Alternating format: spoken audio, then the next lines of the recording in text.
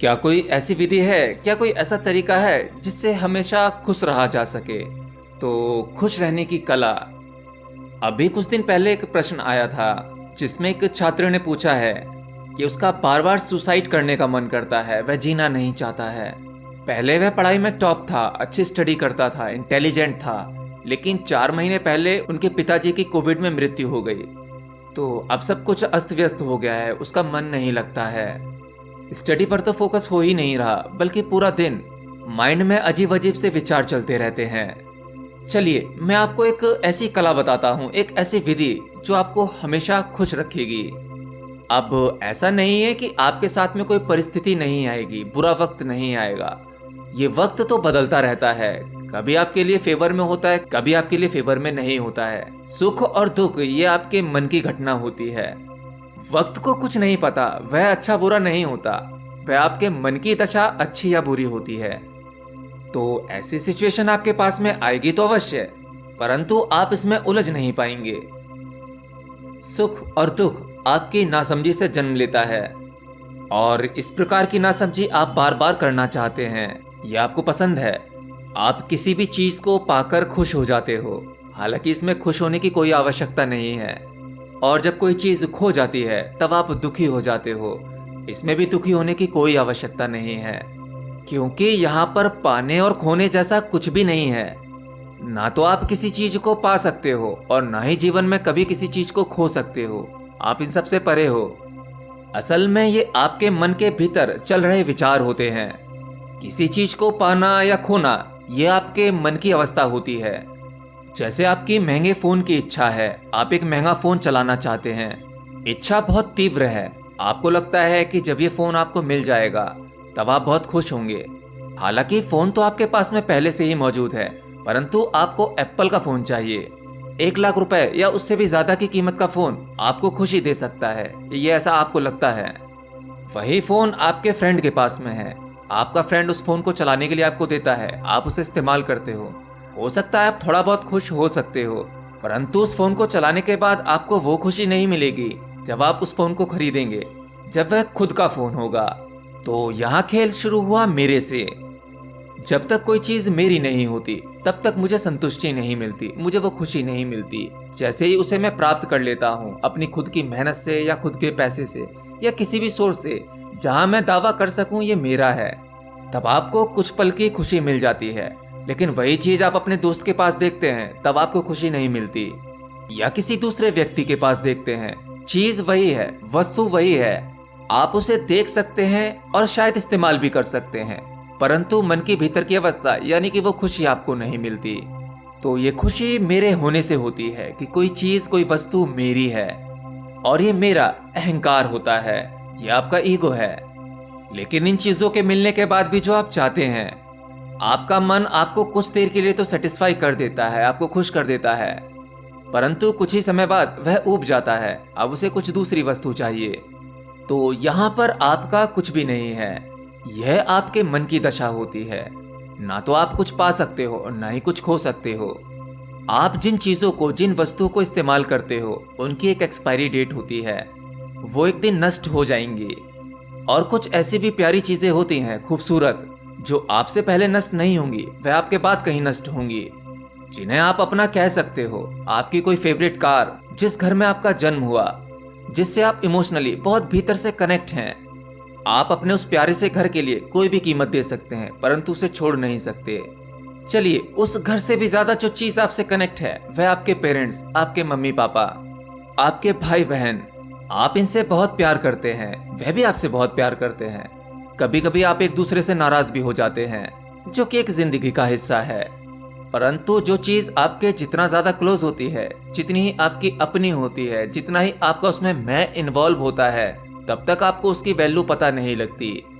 लेकिन जैसे ही वह चीज दूर जाती है या उसका दूर जाने का ख्याल मन में आता है, तब आप दुखी हो जाते हैं। तो जो लोग आपके सबसे क्लोज हैं, आपके पेरेंट्स या आपका कोई घर या कोई फेवरेट चीज, ये सब कुछ छूटेगी। आज जिसे आप अपना घर कह रहे हैं वह आपका नहीं रहेगा। हो सकता है वह घर 100 साल पुराना हो, 200 साल पुराना हो। आप जैसे कई लोग आए होंगे जो उसको अपना कहते होंगे कि ये मेरा घर है, अपनी मालकियत दिखाते होंगे, परंतु वह अब नहीं है। आप जिन वस्तुओं को अपना कहते हैं वह वस्तु भी एक दिन छूट जाती हैं। आपके पेरेंट्स, उन्हें भी जाना होगा, वह सब कुछ भी छोड़ना अवश्य है। उनके जाने के बाद कुछ समय तक पीड़ा होती है, परंतु जिंदगी आपको जीना सिखा देती है। तो अब तक आपने जिन जिन चीजों को अपना कहा था वह सब छूट जाती हैं। आप जिसे खास अपना कहते हैं, आपका ये शरीर जिसमें आप कुछ सालों से रह रहे हैं, इसका भी समय आ जाता है। आप इस दुनिया में सबसे ज्यादा अपने ही शरीर के नजदीक हैं। इतना ज्यादा क्लोज आप किसी के नहीं हो पाते, और इससे ज्यादा मालकियत भी आप किसी पे नहीं दिखा सकते। एक दिन यह भी छूट जाता है। यहाँ आपका साथ देने वाला कोई नहीं है, ना तो कोई वस्तु, ना तो आपके माता पिता, और ना ही आपका ये शरीर। ये भी एक दिन धोखा देगा। आप जिस एजुकेशन की बात करते हैं, जो आप पढ़ रहे हैं, एजुकेशन आपकी सामाजिक तौर पर बुद्धि का विकास करती है और आपको समाज में रहने का तरीका सिखाती है। आप बहुत ज्यादा पढ़ लिख कर भी अपनी ही एजुकेशन से खुश नहीं रह सकते। यह भी आपको पूरी तरह से नहीं भर सकती। यकीन ना आए तो आप उनसे पूछो जो अपने मन की पढ़ाई कर चुके हैं, जो उनकी ड्रीम एजुकेशन थी वो पा चुके हैं। क्या वो पूरी तरह से भर चुके हैं? वह भी उतने ही खाली होंगे जितना कि एक अनपढ़ इंसान। अब इसका मतलब ये नहीं है कि आप पढ़ाई लिखाई छोड़कर बैठ जाओ बस यूं ही। मम्मी पापा बहुत डंडे मारेंगे, तो आपसे जितना हो सकता है, जितनी एजुकेशन आप ले सकते हो, आराम से लीजिए। इसे अपने ऊपर हावी मत होने दीजिए। हो सकता है आप एजुकेशन के लिए ना बने हो, किसी और चीज के लिए बने हो। पढ़ाई आपकी जिंदगी और मौत का सवाल नहीं है। अभी आपके जीवन में बहुत कुछ है।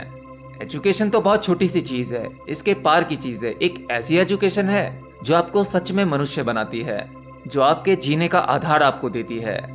तो यहाँ पर सब कुछ पराया है, आपका कुछ भी नहीं है। आप जहाँ रह रहे हैं वह किराए का मकान है। आप उस मकान में बेशक अपनी मालकियत दिखाते हैं। आपके पास पेपर के कुछ टुकड़े हैं जिसके जरिए आप कह सकते हैं कि ये मेरा मकान है, परंतु वह आपका मकान नहीं है। खाली करके जाना होगा। जिन सगे संबंधियों को आप मेरा या अपना कहते हैं वह भी आपसे छूटेंगे। जो पढ़ाई आपने की है, जो पैसा रुतबा आपने कमाया है, लोग आपकी वाहवाही करते हैं। जब तक आप जीवित हैं बस तब तक ही ये सब भी छूटेगा। जिस चीज के लिए आप पूरी जिंदगी भाग दौड़ करते हैं, रुतबा पैसा कमाने के लिए, वह केवल एक माया है, आपको मैं को तृप्त करने के लिए। लेकिन मैं फिर भी तृप्त नहीं होता। ये सभी खेल आपके अहंकार के हैं। आपको अपना ये शरीर जिसे आप अपना कहते हैं, यह भी एक किराए का छोटा सा कमरा है। एक दिन इसकी भी दीवारें कमजोर हो जाती हैं और यह भी गिर जाता है। आपको मुक्त होना ही होता है। आप अपने माँ बाप से प्रेम करते हैं, इसमें भी आपका अपना लोभ है, अपना लालच है। क्योंकि अगर आपके माता पिता आपके साथ हैं तो इससे आपको खुशी मिलती है। आप अपनी खुशी के लिए उन्हें जीवित देखना चाहते हैं, आप खुश रहना चाहते हैं, सिर्फ आप अपना सोचते हैं। आप कहीं ना कहीं मतलबी हो जाते हैं। हो सकता है आपके पापा सही जगह पर चले गए हों, किसी सूक्ष्म जगत में। हो सकता है वहां इतनी पीड़ा, इतना दुख ना हो जितना इस पृथ्वी पर है, इस मृत्यु लोक पर है। और मरता कुछ नहीं है। आपके पिताजी ने केवल शरीर बदला है। अब तक वह किसी न किसी शरीर में आ गए होंगे, और अगर उनकी आध्यात्मिक यात्रा रही होगी तब वे किसी और लोक में होंगे। यहाँ मरने जैसा कुछ नहीं है, केवल छूटने जैसा है। यहाँ दुनिया का कोई भी सुख और दुख आपको नहीं पकड़ सकता, बल्कि आप स्वयं उस सुख या दुख को पकड़ते हो। आपके साथ हो रही हर एक घटना के जिम्मेदार आप खुद हो। किसी भी प्रकार का सुख या दुख ये केवल आपके मन की अवस्था है। ये घटना आपके भीतर घटती है। आप अगर चाहें तो दुनिया में किसी की औकात नहीं जो आपको दुखी कर सके या आपको सुखी कर सके। सुख और दुख केवल आपके मन में घटता है, आपके उस मैं की घटना है ये। जैसे ही इस प्रकार की कोई घटना घटे, आपको दुख महसूस हो, तुरंत आप कुछ देर के लिए आंखें बंद करके अपने भीतर जाकर देखें कि वह दुख वाली घटना कहाँ घट रही है। अगर आपका मन कोई चीज पाना चाहता है, किसी चीज की इच्छा करता है, तो वह इच्छा आपके मैं की होती है, आपके अहंकार की। तब आपको अपने भीतर उस मैं की खोज करनी चाहिए, उस अहंकार की। जरा आप अपने भीतर देखो तो सही कि वह है कहाँ पर। जो मैं किसी चीज की डिमांड कर रहा है, उस मैं को देखो, उस अंधकार में ढूंढो वह किस जगह हो रहा है। आपके मन में, आपके मैं में, आपके अहंकार में। ये सब कुछ कौन चाहता है? आखिर किसे चाहिए ये सब कुछ? और ये सब कुछ पाने से क्या होगा? अगर खुशी होगी तो वह कहाँ होगी? इन सब सवालों के जवाब आपके भीतर ही मिलेंगे। और इस प्रकार का विचार करते ही आप बड़े से बड़े दुख से तुरंत मुक्त हो जाओगे। और अच्छा महसूस करोगे। सुसाइड करना किसी भी समस्या का हल नहीं है। आपको क्या लगता है आप सुसाइड करके प्रॉब्लम से एकदम छुटकारा पा लेंगे? नहीं। इस फिजिकल वर्ल्ड, इस समाज की तो प्रॉब्लम्स बहुत छोटी छोटी सी प्रॉब्लम्स होती हैं, बहुत ही मामूली सी प्रॉब्लम। धन की कमी, प्रेम की कमी, क्रोध का आना, घर परिवार, कोई महंगी वस्तु का उपभोग करना, पढ़ाई में फेल होना, ये बहुत छोटी छोटी सी प्रॉब्लम्स हैं। ये आपने ही बनाई हुई हैं, ये ऐसा कुछ है ही नहीं। मरने के बाद इनसे छुटकारा नहीं मिलेगा, बल्कि आप इससे बहुत बड़ी प्रॉब्लम्स में फंस जाओगे।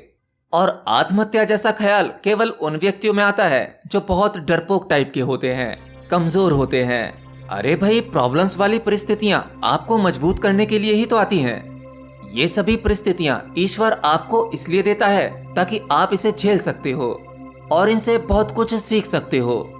एक ज्ञानी जब ज्ञान प्राप्त करने की खोज में निकलता है तो उसको भी बहुत सी परिस्थितियों का सामना करना होता है, उसे भी बहुत मुसीबतें आती हैं और वह उन्हीं परेशानियों से सीख सीख कर आगे बढ़ता रहता है। ये परेशानी भी खेल है मेरे दोस्त। सभी प्रॉब्लम्स आपके गेम के वह पड़ाव हैं जहां एक मुश्किल घड़ी आती है, और उस स्टेज को पार करना आपकी कुशलता और इंटेलिजेंस को दर्शाता है। और आपके अंदर वह कुशलता, वह इंटेलिजेंस है। आप उतने समझदार हैं, बस थोड़ी देर के लिए भटक गए हैं। आंखें बंद करके जरा अपने भीतर जाकर इन सबको एनालिसिस करो, प्रॉब्लम्स को देखो, अपने मैं को देखो, इच्छाओं को देखो। इच्छाओं की पूर्ति नहीं होती तब क्या होगा उसको महसूस करो, और इच्छा पूर्ति होने के बाद क्या होगा उसको महसूस करो। ये सब एक गहरा विज्ञान है, इसे स्टडी करो। आप अपनी स्वयं की किताब पढ़ो, बाकी सब बाहरी किताबें सब बेकार हैं, सब व्यर्थ हैं। बाहर की पढ़ाई पढ़ो, लेकिन उसे अपनी जिंदगी मौत का सवाल मत समझो। एनीवे, मुझे लगता है आपकी समझ में आ गया होगा।